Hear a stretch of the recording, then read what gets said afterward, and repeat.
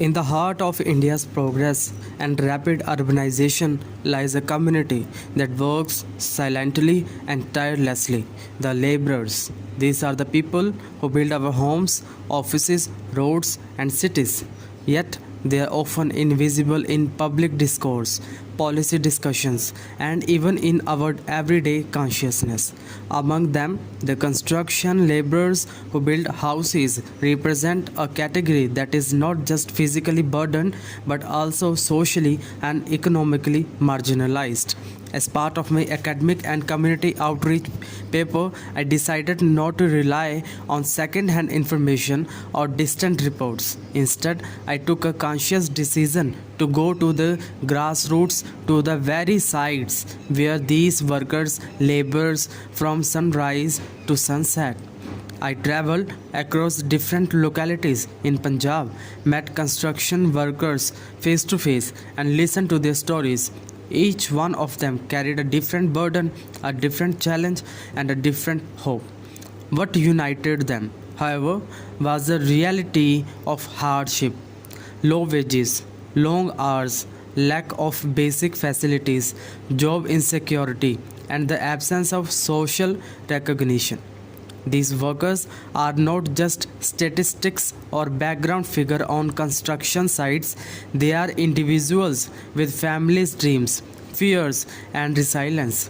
Many of them have migrated from other states, some with their families, some leaving their children behind in their villages. They endure extreme weather conditions, health risk, and economic instability, all for livelihood that barely meets their daily end. Today, I bring forward the voice of those who are often unheard. This is not just an academic exercise, it is an attempt to create awareness, spark empathy, and hopefully encourage change. Before we hear directly from of these workers, I want us all to remember that every brick laid in the building carries the story of a hand that placed it, a life behind it. Let us listen with open minds and compassionate hearts as we hear about their real lived experience, their struggles, their resilience, and the truth. आपका नाम क्या है? रामकेश। रामकेश। उम्र कितनी है आपकी? उम्र 40 मान लो साहब। 40। हाँ। ओके। आप कहाँ से बिलोंग करते हैं वैसे? और जैसे बस्ती जिला से आया हूँ। बस्ती। हाँ। ये कहाँ, यूपी? यूपी फैजाबाद से आगे बस्ती जिला है। ओके। वहीं से आया हूँ। ठीक है। यहाँ पे आप कहाँ कब से रह रहे हैं? अभी तो 1 हफ्ता हुआ हमको आए भी है। अच्छा। हाँ। इससे पहले आप वहीं पे काम करते थे? वो दिल्ली उल्ली करते थे, रिक्शा उक्सा चला रहे थे दिल्ली में। उस समय रिक्शा उक्सा बंद हो गया तो घर पे खेती बाड़ी करने लगे। ओके। फिर ये मिस्त्री साहब मिले हमारे तो बोले कि चलना। हमने कहा चलो घूम आते हैं। तो तब से आया हूँ और यहीं गली में रहता हूँ, पीर बाबा के जस्ट सामने, और तब से यहीं कर रहा हूँ काम। ओके। तो यहाँ पे अकेले हैं कि फैमिली के साथ? नहीं, फैमिली भी हमारी शादी नहीं हुई है भैया। अच्छा। ओके। तो कितना कमा लेते हैं आप? 500 रुपया देते हैं भैया दिहाड़ी को। का? हाँ। ओके।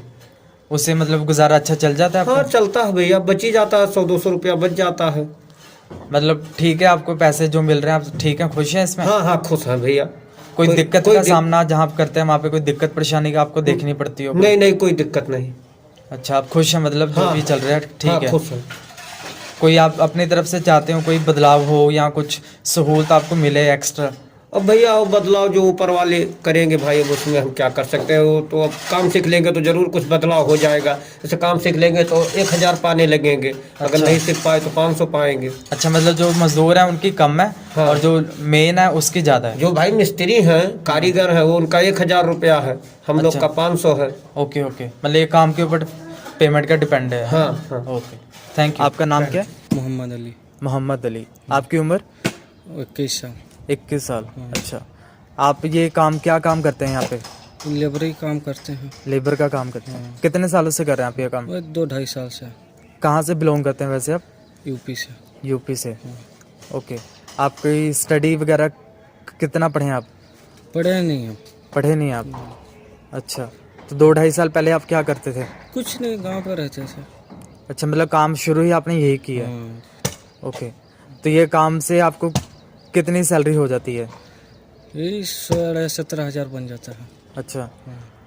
काम जहाँ आप करते हैं वहाँ पे आपको कभी कोई दिक्कत परेशानी जो आप फेस करते हो, कोई दिक्कत? नहीं, कोई दिक्कत परेशानी नहीं, सब ठीक है। अच्छा, मतलब ठीक खुश हैं अपने काम से? हाँ, बिल्कुल खुश हैं पूरा। अच्छा, हाँ, ओके। और कोई सहूलत जैसे आप चाहते हो कोई काम में? नहीं, सब ठीक ठाक। अब हमारे यहाँ तो सब कुछ ठीक है ठाक चल रहा है। अच्छा, हाँ, कोई दिक्कत मतलब आपके परेशानी अकॉर्डिंग सब ठीक है? नहीं। हाँ, सारा कुछ ठीक है। सैलरी वगैरह आपको सही से टाइम से मिल हाँ, जाती है? बराबर मिलते रहता है। ओके, कोई चलो दिक्कत ठीक है, थैंक यू। आपका नाम क्या है? अरुण कुमार, अच्छा, उम्र कितनी है आपकी? 19 साल, ओके, आप ये काम क्या काम करते हैं आप? दिहाड़ी का, दिहाड़ी का काम करते हैं। कहाँ से बिलोंग करते हैं आप? बिहार। ओके, तो ये काम आप कब से कर रहे हैं? 1 साल से। 1 साल से आप ये काम कर रहे हैं। आपकी पढ़ाई लिखाई? और आई 8 क्लास। 8th क्लास तक आप पढ़े हैं। ओके, उससे पहले आप क्या काम करते थे? कंपनी में। ओके, फिर यहाँ पे कैसे? तो आदमी से मुलाकात हुआ, ओके तब जाके आ गए। ओके ओके ओके, तो कितना कमा लेते हैं आप? 8 घंटे 500। सिंगल ही हैं आप अभी? हाँ, यहाँ सिंगल। अच्छा, अभी तो आपका चलो चल रहा होगा, है ना? हम्म, ऐसे आप मतलब पैसे से खुश हैं कि आप चाहेंगे कि कुछ बड़े पैसे? कुछ और बढ़े, इतना में होने वाला नहीं है। अच्छा, आप जहाँ काम करते हैं वहाँ कोई दिक्कत या कोई भेदभाव ऐसा कुछ कभी देखने को मिला आपको? अभी तो नहीं मिला है। ओके, अभी आप है भी 1 साल हुआ ना, अभी आप देख रहे हैं, एक्सप्लोर कर रहे हैं। ओके, कोई और आप चाहते हो इसमें और सुविधा आपको मिले इस काम जो कर रहे हैं? क्या सुविधा मिले आपको?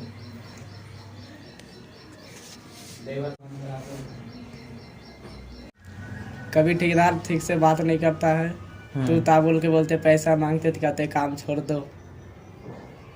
ओके, चलो ठीक है। हाँ जी सर, आपका नाम क्या है? मेरा नाम सर अमित है। अच्छा, आपकी उम्र? मेरी उम्र 35 साल। अच्छा, आप ये क्या काम करते हैं? मिस्त्री का जो काम है राजमिस्त्री इसमें? का काम करते हैं। राजमिस्त्री का काम करते हैं। कितने साल हो गए आपको ये काम करते हुए? मेरे को काम करते 10 साल हो गया।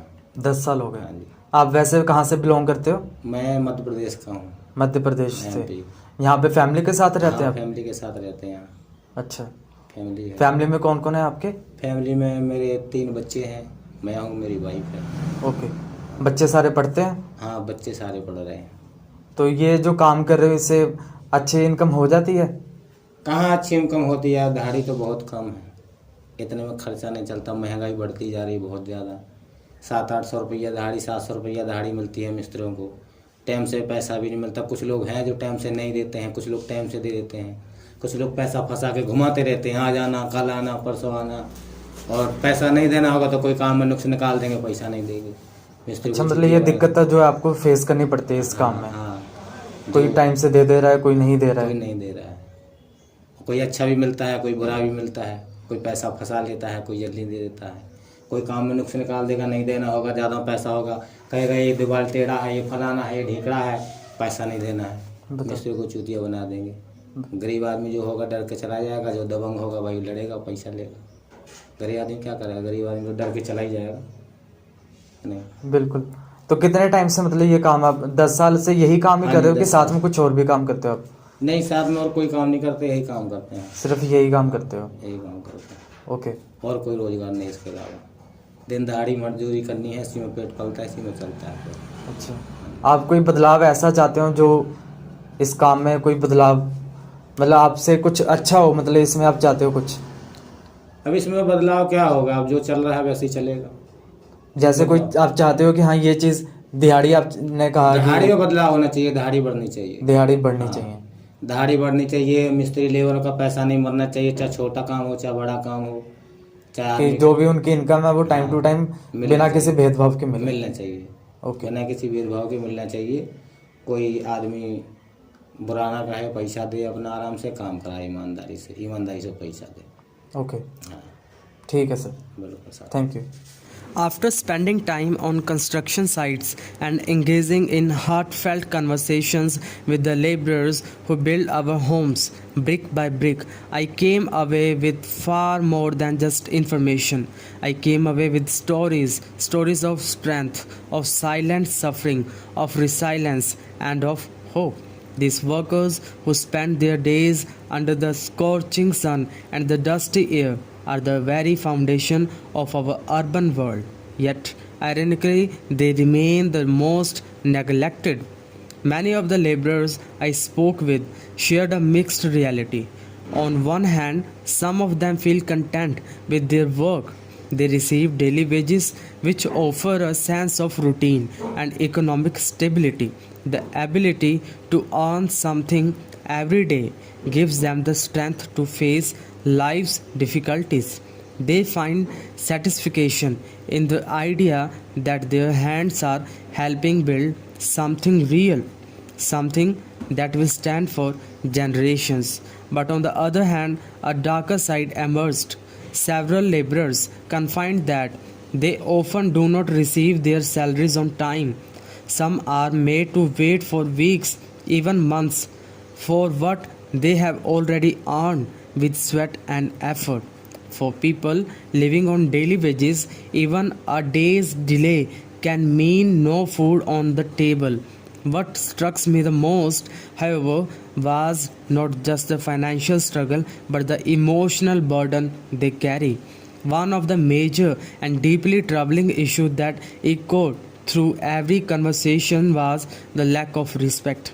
Many laborers shared that they are spoken so rudely, treated with disdain, and seen as inferior by the contractors, supervisors, and even some members of the public.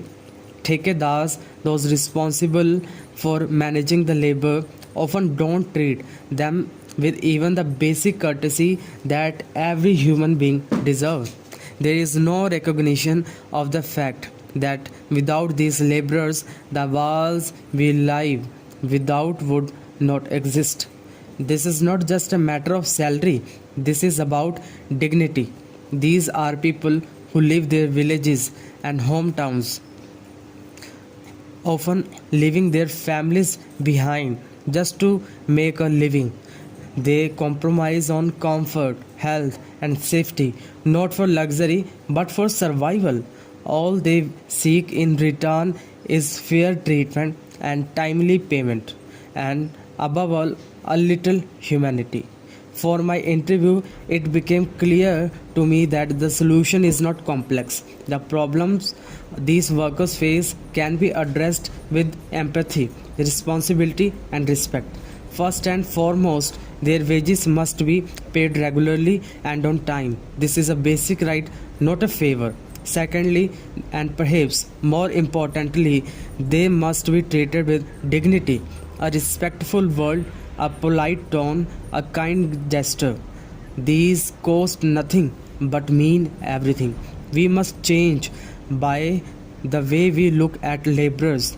They are not just workers, they are the architects of our home, they builders of our society, the unsung heroes of our cities.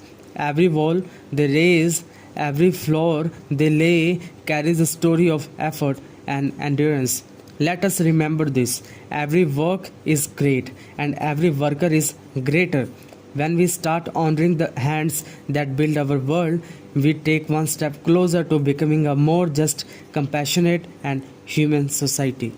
Their work deserves more than just wages, it deserves respect.